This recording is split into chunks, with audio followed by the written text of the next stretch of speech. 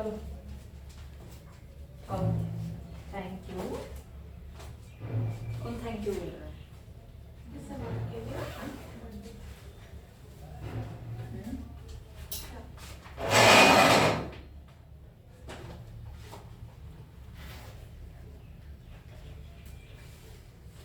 बच्चे बेचारे तड़प रहे होते सेंटर आने के लिए।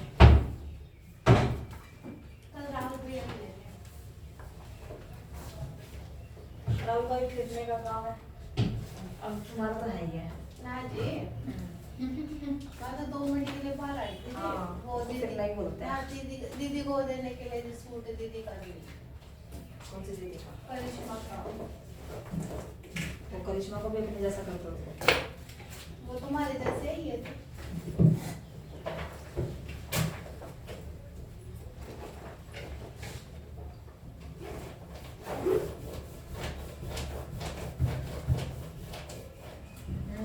बुक तो कर रही थी। मैं क्या कर सकती हूँ? सेकंड नंबर वाली दें। उठा लो। हिंदी है तो। मैं हिंदी है तो। क्लास करनी है। सेकंड वाली दें। क्या नाम है? बैठ जाता सेकंड सेकंड वाली की बुक। थर्ड ये उनको बुक थोड़ी दे देती।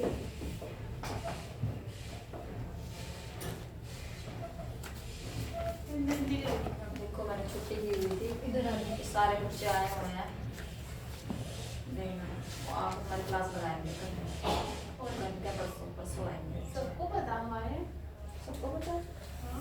बहुत मैसेज किया था क्या? सबको किसको पता है? शिवानी को पता है, करिश्मा को पता है।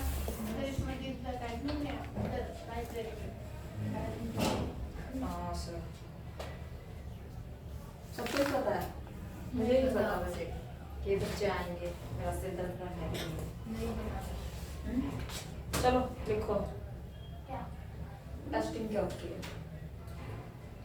टेस्ट, मेजरमेंट, असेसमेंट, इवैल्यूएशन और अप्रेजल। टॉपिक है इवैल्यूएशन। फर्स्ट नंबर पे आता है टेस्टिंग क्या होती है। सेकंड पे आता है असेसमेंट। ये है नहीं अब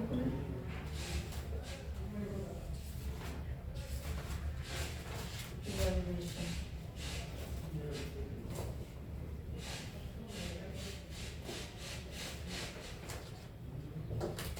अप्रेजल क्या रह गया?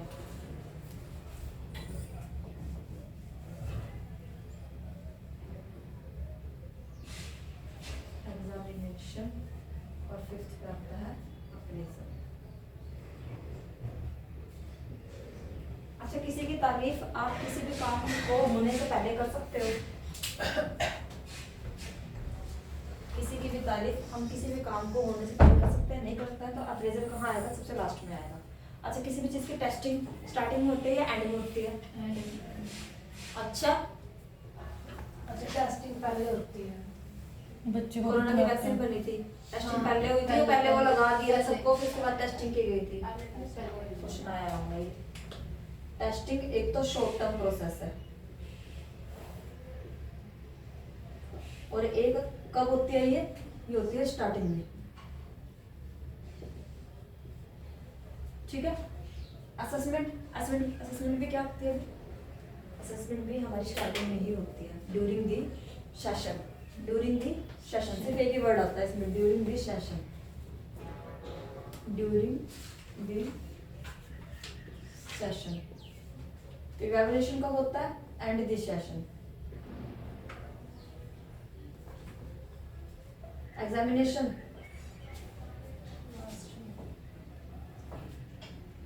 एग्जामिनेशन बच्चे की ग्रोथ को देखने के लिए किया जाता है।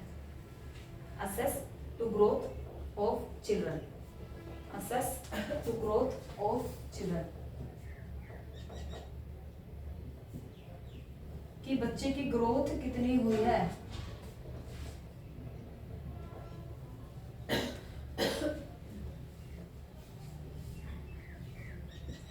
अप्रेजल, पॉजिटिव और नेगेटिव। या तो अगर बच्चा अच्छे मार्क्स लेके आया तो मम्मी भी मिठाई बांटेगी कि भाई हाँ शाम को लाओ मिठाई डब्बे लेके आओ और बांट के आओ अपने रिश्तेदारों में, अपने दोस्तों को, और क्या क्या है ना कि तू फर्स्ट डिवीजन आई है या मैं फर्स्ट आया। और अगर फर्स्ट नहीं आए तो पास हो गया बस। पास हो गए बस। मेरा रिजल्ट ऐसे ही रहता था, पास हो गए बस।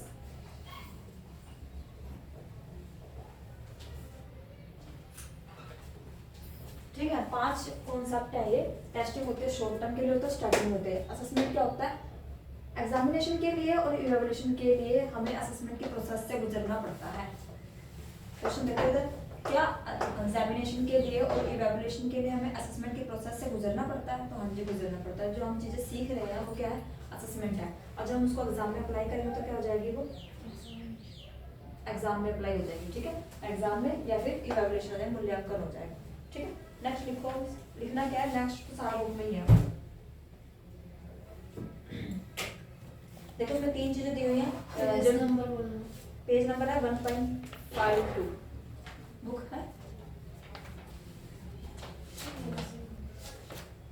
1.52। लिखने का कुछ नहीं है इसमें, सारा बुक में से है। देख लो उनके पास और लिखने मत तो आराम से। हाँ?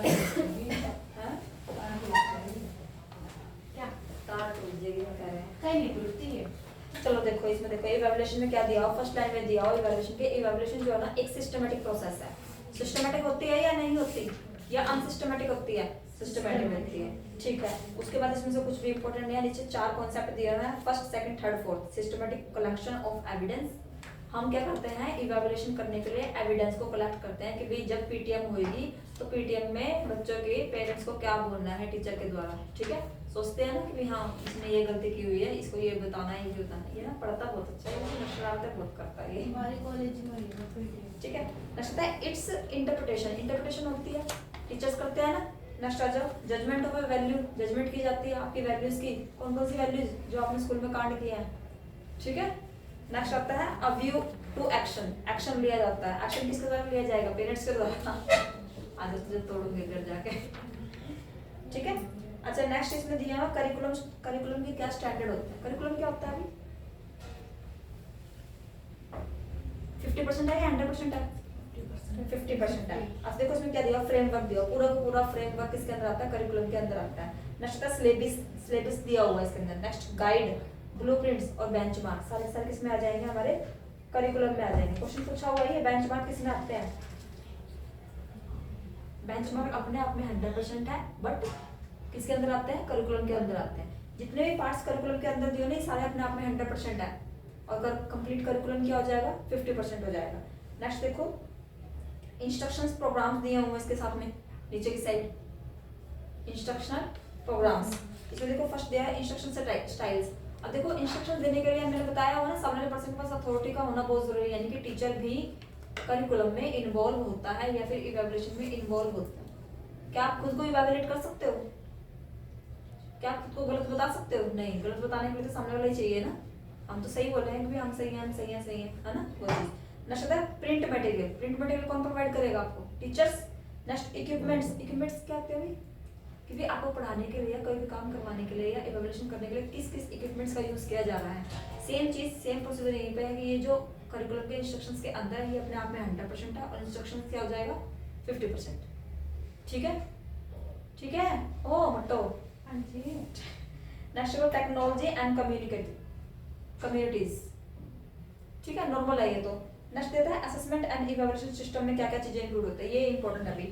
ऑब्जेक्टिव टेस्ट, मैंने टेस्ट ले लिया मल्टीपल चॉइस के ऊपर। नेक्स्ट आता है परफॉर्मेंस असेसमेंट की बच्चे की परफॉर्मेंस देख ली कि बच्चे की परफॉर्मेंस कैसी है। मैंने टेस्ट लिया ऐसा कि अगर मैं आपका टेस्ट लेती हूँ एनवायरनमेंट का, ठीक है, तो क्या उसमें किसी के अच्छे मार्क्स आएंगे? नहीं आएंगे, क्योंकि मैंने करवाया ही नहीं है। और अगर मैं टेस्ट लेती हूँ कम्युनिकेशन का या हायर एजुकेशन का, तो टेस्ट के चांसेस हैं कि भी हाँ इनकी परफॉर्मेंस क्या रहेगी। नेक्स्ट आता है पोर्टफोलियो। क्या होता है पोर्टफोलियो? तो या तो जो हम अलग अलग चीज़ों को यूज़ करके, यानी अलग अलग टूल्स को यूज़ करके जब हम एक प्लेटफॉर्म तैयार कर सकते हैं। पोर्टफोलियो कहाँ है वो? मेरा हेलमेट भी बेचारा यही रखा है।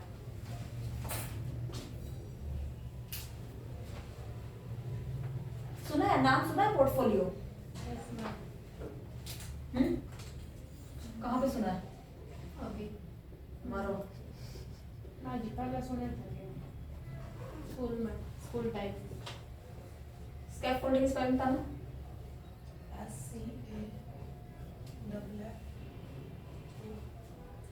डबल एफ आएगा। लो, पोर्टफोलियो अपने आप में 100% है और ये 50% है। थोड़ा सा तो क्लियर हो गया है ना? पोर्टफोलियो क्या है? अपने आप में 100% है और स्कैफोल्डिंग क्या है? अपने आप में 50% है। खुशबू, नींद आ रही है? अभी नींद नहीं पूरी हुई? सुन रही हो? सुनो मत, एक्टिव रहो थोड़ा सा। पोर्टफोलियो क्या है? 100% है और स्कैफोल्डिंग क्या है? 50% है। अलग अलग प्लेटफॉर्म, जैसे कि मेरे पीटी का पेपर दिया है, सुना है? पीटी का पेपर होता है जो ये आईएलटीएस वगैरह, इसमें क्या है? लिसनिंग, रीडिंग और राइटिंग भी होता है।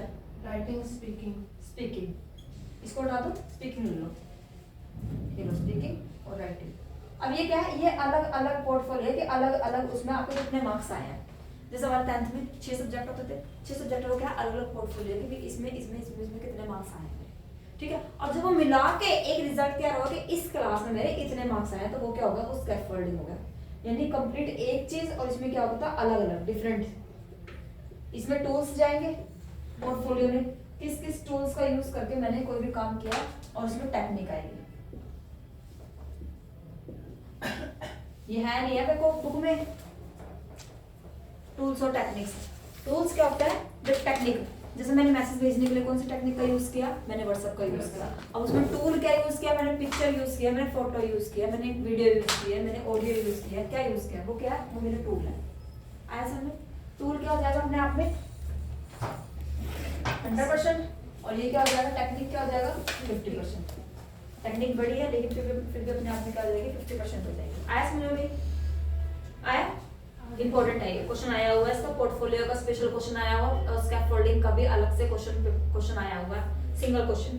अच्छा, नेक्स्ट इसमें क्या है? Teacher observation. टीचर क्वेश्चन किस टाइप से आएंगे इसके पोर्टफोलियो पे? कुछ नहीं, ऊपर पोर्टफोलियो लिखा हुआ और नीचे 6 लाइंस लिखी हुई हैं। अब उसमें आपको पहचानना है कि पोर्टफोलियो होता क्या है। पॉजिटिव होता है, नेगेटिव होता है, स्टेटमेंट के बेस पे आता है। नेक्स्ट देखो क्या दिया? टीचर ऑब्जर्वेशन और प्रोग्राम इवैल्यूएशन। टीचर की ऑब्जर्वेशन भी इवैल्यूएशन में इंक्लूड होती है। नेक्स्ट देखो, नेक्स्ट क्या दिया हुआ? Desirable characteristics of a evaluation. First दिया हुआ कॉम्प्रिहेंसिवनेस। जब आप किसी को इलैबोरेट कर रहे हो, किसी को इवैल्यूएट कर रहे हो, मूल्यांकन कर रहे हो किसी का, तो आपका कॉम्प्रिहेंसिव यानी कि विस्तार में होनी बहुत जरूरी है कि इसकी ये चीज ऐसी है, इसकी ये चीज ऐसी है, इसमें इसको इतने मार्क्स मिले। आजकल बच्चों को रिपोर्ट कार्ड मिलता है ना, वो प्रोग्रेस, उसको रिपोर्ट कार्ड नहीं बोलते, उसको प्रोग्रेस कार्ड बोलते हैं कि हाँ इसमें क्या क्या चीजें दिखाई गई है, बच्चा बोलने में कैसा है, बच्चा लिखने में कैसा है, सब चीजें। नेक्स्ट है कॉन्टिन्यूस। क्वेश्चन पूछा हुआ है कि जो हमारी इवैल्यूएशन है, मूल्यांकन है, वो कॉन्टिन्यूस प्रोसेस है या फिर रुकती है हमारे बीच में, तो ये क्या है? ये कॉन्टिन्यूस प्रोसेस है। सेकंड लाइन में क्या है? कॉन्टिन्यूस प्रोसेस, लगातार चलती रहती है, रुकती नहीं है। आप यहाँ बैठे हो तो यहाँ भी आपको इवैल्यूएट किया जाएगा, आप घर जाओगे घर भी आपको इवैल्यूएट किया जाएगा, क्या किया क्या नहीं, क्या हो रहा है क्या नहीं, वो चीजें क्या है। नेक्स्ट देखो क्या है? Difference between measure, assessment and evaluation. एक डायग्राम दिया हुआ दूसरे पेज पे देखो, ऊपर देखो, ऊपर साइड गोल गोल वाला कैसे दिया हुआ है? पहले मेजरमेंट दिया हुआ है, उसके बाद असेसमेंट दी हुई है, उसके बाद इवैल्यूएशन दी हुई है। अगर मैं यहाँ से मान के चलूँ क्वेश्चन आता है असेसमेंट और इवैल्यूएशन का, तो ये क्या हो जाएगा? 50% और ये क्या हो जाएगा? 100%। अगर क्वेश्चन आता है मेजरमेंट का और असेसमेंट का, तो ये क्या हो जाएगा? ये 50% हो जाएगा और ये क्या हो जाएगा? 100%। समझ में आया? और क्वेश्चन आता है मेजरमेंट का और इवैल्यूएशन का, तो ये 100% हो जाएगा और ये क्या हो जाएगा? 50%। मोस्ट इंपोर्टेंट चीज अभी 50% और 100%, ठीक है। अच्छा, इसमें देखो मेजरमेंट दिया हुआ है। मेजरमेंट एक क्वांटिटेटिव इवैल्यूएशन है। डिफरेंस के नीचे लिखा हुआ है difference between measurement, assessment and evaluation. Measurement क्या है? एक क्वांटिटेटिव डिस्क्रिप्शन है कि भाई हाँ मेरे बच्चे के साइंस में कितने मार्क्स आए, मेरे बच्चे के मैथ में कितने मार्क्स आए, वो क्या है? क्वांटिटेटिव है, क्वालिटेटिव है। लेकिन इसका बिहेवियर कैसा है, अच्छा है बुरा है, वो चीज क्या है, वो क्वालिटेटिव है। ठीक है, नेक्स्ट देखो इसमें क्या दिया हुआ है, एक बॉक्स सा दिया हुआ ना, gathering information equal to measurement. जब हम इंफॉर्मेशन की गैदरिंग करते हैं कि मैंने इंफॉर्मेशन गैदरिंग की, कलेक्ट की इंफॉर्मेशन और उनके बिहाफ पे क्या कर दिया, मैंने मेजरमेंट कर दिया। ठीक है, उन मेजरमेंट के जो एविडेंस मैंने कलेक्ट किए हैं उनके बिहाफ पे मैंने एक और डाटा कलेक्ट किया है जिसको क्या बोलते हैं, कंपैरिजन। जब मैं दो चीजों में कंपैरिजन कर रही हूँ तो उसको क्या बोलते हैं, असेसमेंट बोलते हैं। लिखा हुआ है और ये wording same as it is paper में आई हुई है अभी।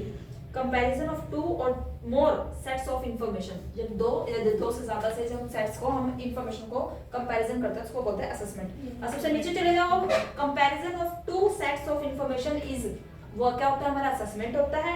प्लेसमेंट ऑफ वैल्यू, मेरी जो वैल्यूज है उनकी प्लेसमेंट दिखाना कि भाई हाँ उन दोनों को प्लस करके मेरा क्या बनता है, इवैल्यूएशन बनता है। क्वेश्चन एग्जैक्ट पेपर में पूछा हुआ है भाई, प्लेसमेंट ऑफ वैल्यूज और इसको असेसमेंट को मिलाने से क्या चीज बनती है, हमारी इवैल्यूएशन बनता है। मैं मूल्यांकन कर रही हूँ, इसके वैल्यूज दूंगी मैं। आया नेक्स्ट फंक्शंस है इवैल्यूएशन के। क्वेश्चन देखो, फर्स्ट लाइन भी ही इसकी इंपॉर्टेंट है, evaluation does not end with the summarisation of result. क्या इवैल्यूएशन रिजल्ट आ गया आपका, क्या उसके बाद इवैल्यूएशन बंद हो जाएगी? कंटिन्यू, क्योंकि जो फर्स्ट लाइन गई है वो यही तो गई है, वो जो इवैल्यूएशन है वो कंटीन्यूअस प्रोसेस है, वो कभी एंड होते ही नहीं है। ठीक है, अच्छा ये सारे ये इंपॉर्टेंट नहीं है, बस नाम नाम इंपॉर्टेंट है। देखो जैसे फीडबैक, फीडबैक क्या होती है, इवैल्यूएशन ही तो होती है। मोटिवेशन पॉजिटिव है नेगेटिव है। नेक्स्ट आता है बेटर गाइडेंस ग्रोथ के लिए पीपल की। नेक्स्ट आता है आपका रेमिडिएशन। रेमिडिएशन क्या होता है, किसी भी चीज का उपचार करना। रेमिडिएशन किसी भी चीज का उपचार करना, इंपॉर्टेंट है ये रेमिडिएशन। नेक्स्ट आता है फैसिलिटेट प्लानिंग, प्लानिंग करना फैसिलिटीज को प्रोवाइड करने के लिए। नेक्स्ट आता है रिवीजन ऑफ करिकुलम, ये क्या है, revision of curriculum, revision of curriculum.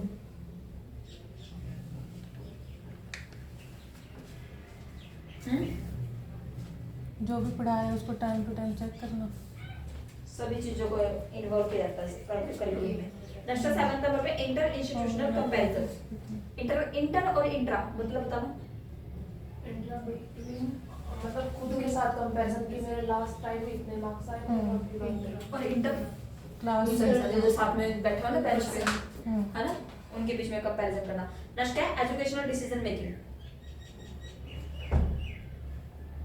Educational decision making, अपने एजुकेशन से रिलेटेड क्या डिसीजन ले रहे हो क्या नहीं ले रहे हो। नेक्स्ट है submission of progress report to parent, PTM. Last का मतलब क्या है, पीटीएम, कि जो भी आपकी रिपोर्ट रही है वो अपने अपने पेरेंट्स को जो है बताना। नेक्स्ट क्वेश्चन अब आता है यहाँ से, टाइप्स ऑफ इवैल्यूएशन, क्वांटिटेटिव और क्वालिटेटिव। क्वांटिटेटिव देखो रिटन है, ओरल है और प्रैक्टिकल एग्जाम है।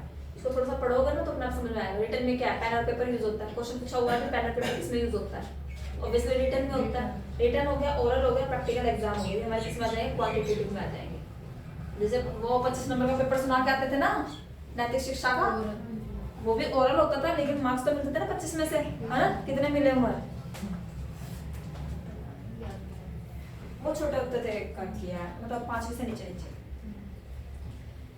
नेक्स्ट देखो क्या है, नेक्स्ट है क्वालिटेटिव टेक्निक्स। अच्छा ये क्वालिटेटिव टेक्निक्स की सारी इंपॉर्टेंट है, ये पेपर में पूछी जाती है, मोस्ट इंपॉर्टेंट है ये।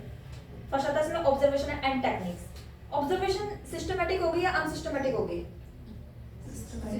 सिस्टमैटिक होगी। फर्स्ट क्वेश्चन तो यहीं से निकलता है। कंट्रोल होती है अनकंट्रोल होती है, दोनों होती है, कंट्रोल और अनकंट्रोल दोनों होती है। कैसे, जैसे कॉलेज में टीचर्स हैं, ऑब्जर्वेशन तो कर रहे हैं लेकिन कंट्रोल नहीं कर सकते। आपको कर सकते हैं, और घर पे मम्मी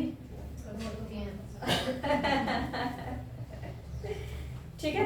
अच्छा इंटरव्यू सिस्टमैटिक, सिस्टमैटिक होता है। Next checklist. चेकलिस्ट पता क्या होता है, जब हम दो चीजों में आंसर निकालने की कोशिश करते हैं, यस या नो, चलोगे या नहीं चलोगे, छुट्टी है या नहीं है, आओगे या नहीं आओगे, पूछते हैं ना। जब छूट जाता है किसी भी चीज से, आना है कि तने नहीं आना है, क्लोज एंडेड भी बोल देते हैं इसको, क्योंकि ऑप्शन नहीं है सामने वाले के पास। चेकलिस्ट। इंस्ट्रूमेंट्स में टूल्स यूज होते हैं, ऊपर एक वर्ड लिखा हुआ है इसके अंदर चेकलिस्ट में, यस और नो। अच्छा नेक्स्ट आता है पॉजिटिव और नेगेटिव भी जा सकता है, वो भी चेकलिस्ट ही है, ठीक है। नेक्स्ट आता है रेटिंग स्केल। रेटिंग स्केल कैसे होगा भाई, मैंने उसको इतनी रेटिंग दे दी, इस चीज में इतनी, जैसे वो पीटी के लिखे हुए नीचे लगे हुए हैं ना, बोर्ड लगे हुए हैं, उसमें लिखते हैं कि भाई इसमें इतने, इसमें इतने, इसमें इतनी रेटिंग, इसमें इतनी रेटिंग। जैसे तुमने प्रोडक्ट खरीदते हैं जैसे तुमने दी हुई है मुझे गूगल पे, दी हुई है, रिव्यू किया हुआ है, हाँ?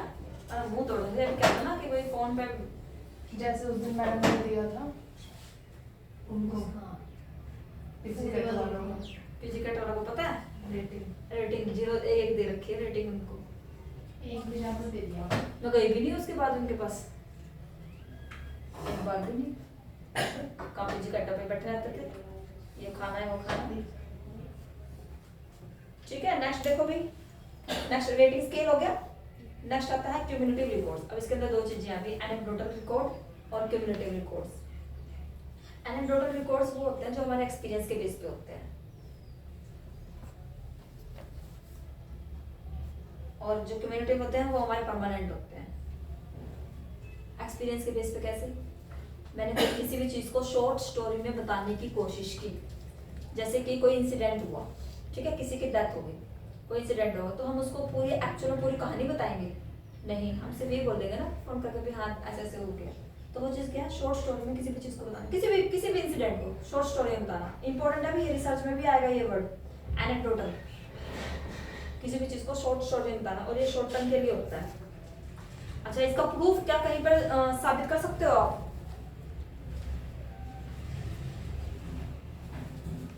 इसको प्रूफ के रिगार्डिंग जो है साबित कर सकते हो। जैसे किसी ने कोई बात बोली, क्या उसको एज ए एविडेंस हम कहीं पे दे सकते हैं?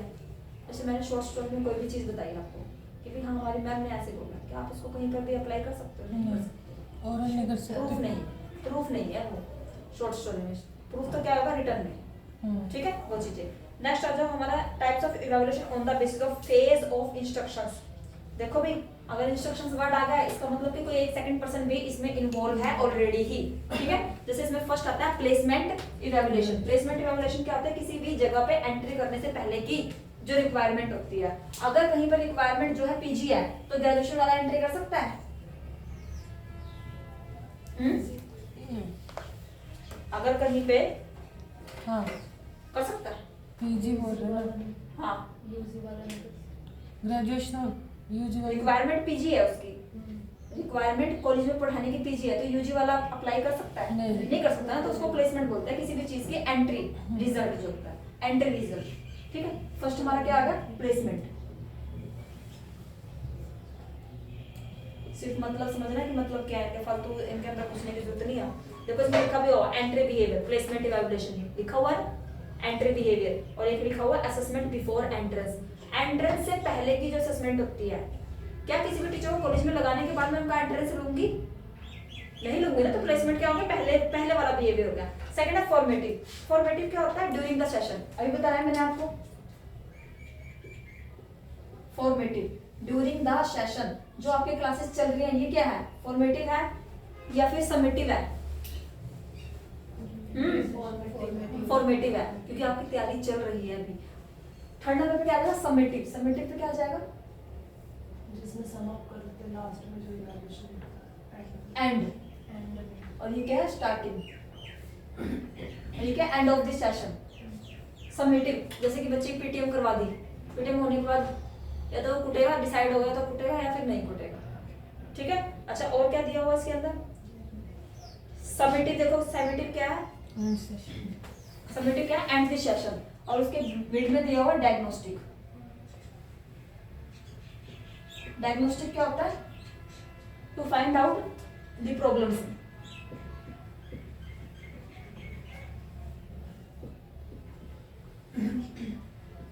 पहले तो प्रॉब्लम को ढूंढना और फिर उसका उपचार करना।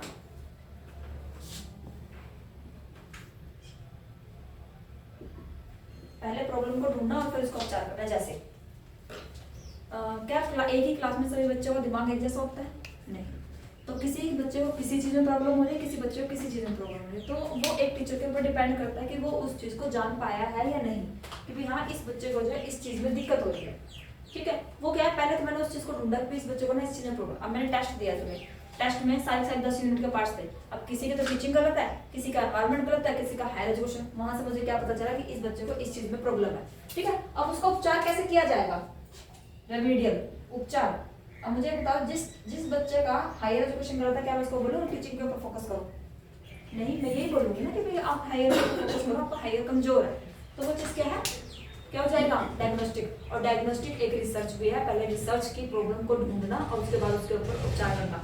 डायग्नोस्टिक डॉक्टर के पास जाते हैं ना, है ना, हम अपनी वर्डिंग्स में उनको बीमारियां बताते हैं, फिर वो क्या करता है, डायग्नोज करता है पूरी बॉडी को। टेस्ट लिखने के लिए बोलता है ना, टेस्ट करने के लिए जब पहले टेस्ट करवा के आओ।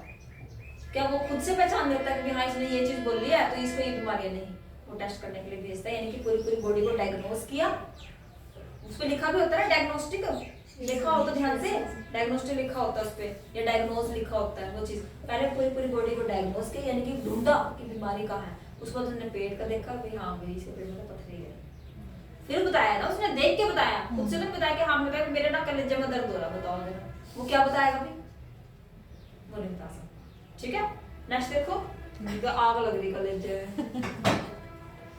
अभी ये सुबह में बता क्या कर, क्या मेरे पैरों में दर्द हो रहा, क्या बोल रही थी? नहीं, बड़ा हो रही है।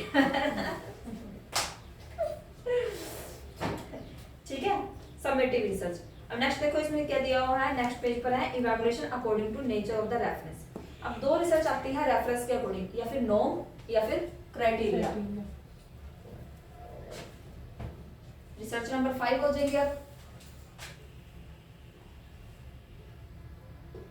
अच्छा एक बात बता जरा, चलो ठीक है, क्राइटेरिया की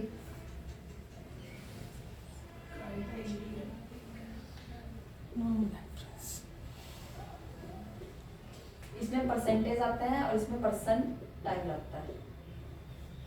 इसमें इंडिविजुअल पर्सन आएगा, जैसे कि आपके पेपर का रिजल्ट अगर इंडिविजुअल बेस पे आया है, जैसे कि परसेंटेज में आया है, परसेंटेज में पता चलता है कि भी आपके कितने क्वेश्चन करेक्ट है, कितने क्वेश्चन इनकरेक्ट है, लेकिन परसेंटाइल में नहीं पता चलता। परसेंटाइल में पूरे ग्रुप का रिजल्ट आता है और परसेंटेज में सिंगल एक बच्चे का रिजल्ट आता है। जैसे कि आपके जैसे पीजी में जितने मार्क्स आए हैं, तो एक क्राइटेरिया फिक्स कर दिया कि भाई नेट के लिए जो 55% मार्क्स चाहिए, तो वो चीज क्या क्राइटेरिया है या नॉर्म है? क्राइटेरिया है वो। अच्छा हम बोलते हैं जैसे रैंक 1 आई है, इस बच्चे की रैंक 1 आई है, तो वो कैसे पता चला रैंक 1 आई है? जितने बच्चों ने पेपर दिया उन सालों में से उस बच्चे की जो रैंक जो है वो फर्स्ट आई है, तो वो क्या है, मैंने ग्रुप के साथ कंपेयर किया ना, और उसमें क्या है इंडिविजुअल, मेरे परसेंटेज 56% है, अब मैंने बोला कि मेरे पूरे ग्रुप में ना 4th नंबर पे आई है परसेंटाइल, 4th परसेंटाइल है, तो यानी कि पूरी क्लास इंक्लूड हो गया। मेरे से ऊपर 3 परसेंटाइल बच्चे ऐसे हैं जिनके मुझसे ज्यादा मार्क्स है, जैसे कहते हैं कि 99 परसेंटाइल मार्क्स आए हैं उसके, 99 यानी कि उसके ऊपर 1 परसेंटाइल बच्चे ऐसे हैं जिसके उससे ज्यादा मार्क्स आए हैं। मैंने क्या बोला 99, इसमें जो एग्जांपल दिया हुआ ना वो यही दिया हुआ कि भाई किसी बच्चे के 98 परसेंटाइल मार्क्स है, परसेंटाइल, तो यानी कि इसका मतलब क्या है कि 2 परसेंटाइल बच्चे ऐसे हैं जिसके इससे ज्यादा मार्क्स है। अब इस 2 परसेंटाइल में ना 10 बच्चे भी हो सकते हैं, 20 बच्चे भी हो सकते हैं, 30 भी हो सकते हैं, 50 भी हो सकते हैं। ठीक है, और ये 2 परसेंटाइल भी क्या है, ग्रुप ही है ना एक बच्चों का, 2 बच्चे नहीं है, ये ग्रुप है बच्चों का। ये मैंने यहाँ बताया नॉर्म्स मोस्ट इंपोर्टेंट है। क्राइटेरिया क्या है, सिंगल एक चीज के ऊपर फिक्स होता है, और नॉर्म्स क्या है, पूरे ग्रुप के ऊपर फिक्स होता है। इसमें जो है आपके एग्जांपल दिए हुए हैं, उसको पढ़ लेना थोड़ा सा बस। ठीक है, नेक्स्ट देखो क्या दिया, रिफ्लेक्टिव प्रॉम्प्ट। रिफ्लेक्टिव प्रॉम्प्ट क्या होता है, टीचर बच्चों को एक ऐसा क्वेश्चन प्रोवाइड करता है जिसके बच्चा जो है आसानी से जवाब दे दे। क्या मैं कोई ऐसा क्वेश्चन प्रोवाइड करूंगी आपको जिसके आप जवाब ना दे पाओ? अगर बच्चों को विषय सिखा रही हूँ तो क्या मैं ऐसे क्वेश्चन प्रोवाइड करूंगी? मैं नहीं करूंगी, मैं उसमें कुछ ना कुछ क्लो जरूर डालूंगी जिससे बच्चों को जो है पता चल जाए कि हाँ ऐसा कुछ है, रिफ्लेक्टिव। ठीक है, नेक्स्ट देखो, types of evaluation test on the basis of purpose. Purpose के हिसाब से टेस्ट कौन सा होता है? फर्स्ट आता है डायग्नोस्टिक। डायग्नोस्टिक क्या पर्पस ही तो है एक, पहले बच्चे को इवैल्यूएट करना, उसमें देखना कि आपका क्या कमजोरी है और फिर इसको ठीक करना। सेकंड क्या है? एप्टीट्यूड। एप्टीट्यूड में क्या होता है, हमारी मैथमेटिकल चीज जाती है, जिनको हम सॉल्व करते हैं कि बच्चा मैथमेटिकल चीजों को सॉल्व कर सकता है या नहीं कर सकता। बेसिकली प्रिडिक्टिव फंक्शन, अंडरलाइन करो इसमें, प्रिडिक्टिव फंक्शन बच्चे के टैलेंट को या पोटेंशियल को बाहर निकालने की कोशिश करता है। ये टैलेंट को या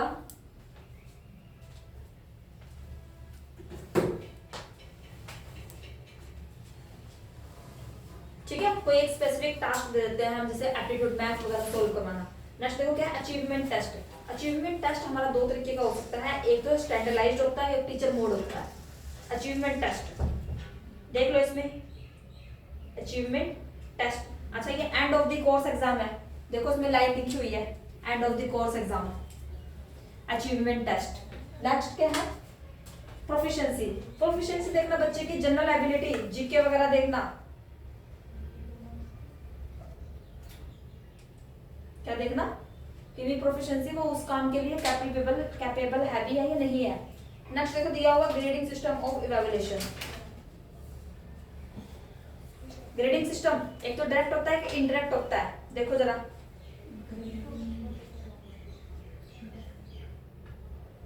कि मैंने डायरेक्ट ही जो है क्या दे दिए, ग्रेड दे दिए बच्चों को। और इनडायरेक्ट में क्या है, देखो इनडायरेक्ट भी हमारा दो तरीके का है, एक एब्सोल्यूट ग्रेडिंग है, एक रिलेटिव ग्रेडिंग है। मोस्ट इंपोर्टेंट है भैया, बाकी अभी ग्रेडिंग को छोड़ देना, ये भी नहीं बता रही मैं तुम्हें, ठीक है। नेक्स्ट इसमें दिया हुआ objective and projective personality test. First दिया हुआ ऑब्जेक्टिव टेस्ट जो कि हमारे यस और नो में होता है। और यस और नो में मैंने पीछे एक और बताया था भी आपको, कौन सा था, ये था चेकलिस्ट वाला। क्या दोनों को मर्ज नहीं कर सकते हम, इसमें कर सकते हैं। नेक्स्ट आता है प्रोजेक्टिव टेस्ट। प्रोजेक्टिव टेस्ट क्या होता है, एम्बिगुअस स्टिमुलस, यानी कि चीजें क्लियर नहीं होती हमारी इसके अंदर। प्रोजेक्टिव में मैंने एक चीज को जो है कैसे दे दिया, किस तरीके से दिया,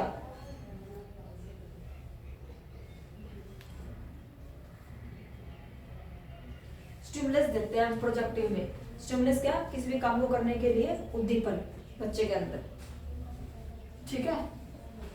इवैल्यूएशन के टॉपिक्स में से सिर्फ जो है नाम इंपॉर्टेंट है कि कौन सा नाम जो है किसके अंदर इंक्लूड होगा, बस, और कुछ इंपॉर्टेंट नहीं है इसका।